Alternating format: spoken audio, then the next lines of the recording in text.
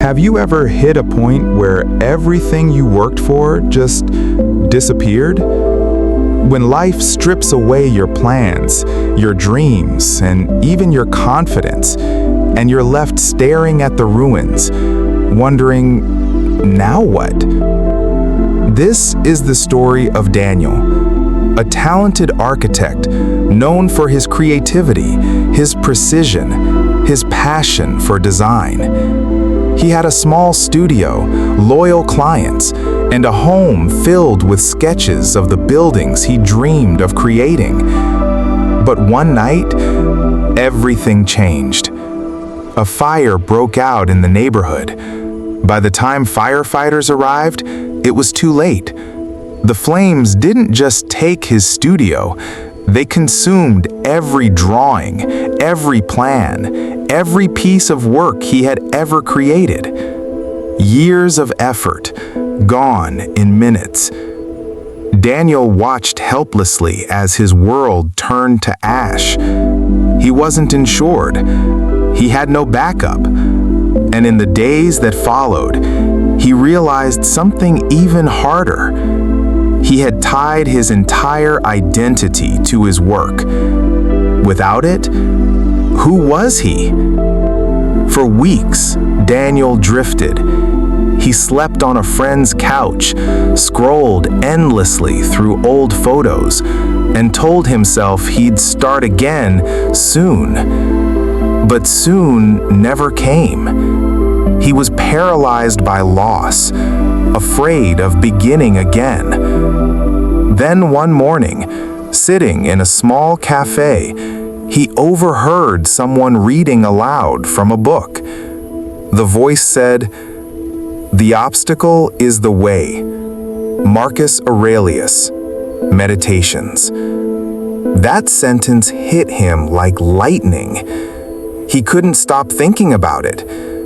Maybe this fire wasn't just the end of something. Maybe it was the beginning of something else. That night, Daniel bought a simple notebook and began sketching again. Not skyscrapers or luxury homes, but shapes inspired by destruction and rebirth.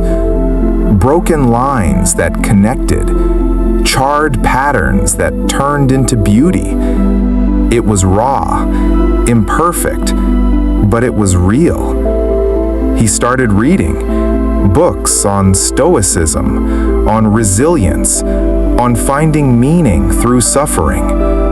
Viktor Frankl, Seneca, biographies of people who rebuilt their lives from nothing. And slowly, a new kind of architect began to emerge, one who designed not just buildings, but perspectives. Daniel began teaching at a community center. His classes weren't just about structure or symmetry.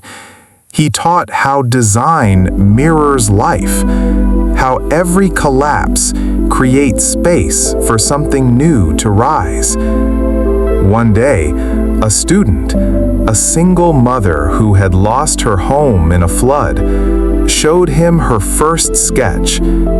It wasn't perfect, but it was powerful. And Daniel realized something profound. Through helping others rebuild, he was rebuilding himself. Months later, encouraged by his students, Daniel entered a design competition. He didn't enter to win. He entered to prove to himself that he could still create. His design? A community shelter built entirely from recycled fire debris.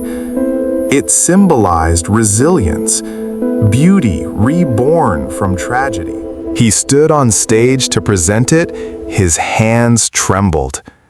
He spoke not about architecture, but about loss, perseverance, and meaning. When the judges announced him as the winner, he didn't feel triumphant. He felt free. Years later, Daniel's name returned to the world of architecture, But this time, it wasn't about fame or fortune. It was about purpose. Every building he designed carried a story, a reminder that from ashes, something stronger can emerge. He often told his students, "Don't run from the fire, let it shape you." Because the truth is, the fire doesn't destroy you, it reveals what's indestructible within you.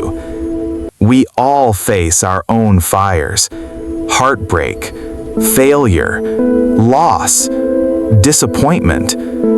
But when you stand before what's left and choose to rebuild, something extraordinary happens. You discover that your limits were never real. Remember what Marcus Aurelius said: "The obstacle is the way." Sometimes the worst thing that ever happened to you is the best thing that ever happened for you. If this story inspired you, share it with someone who's rebuilding.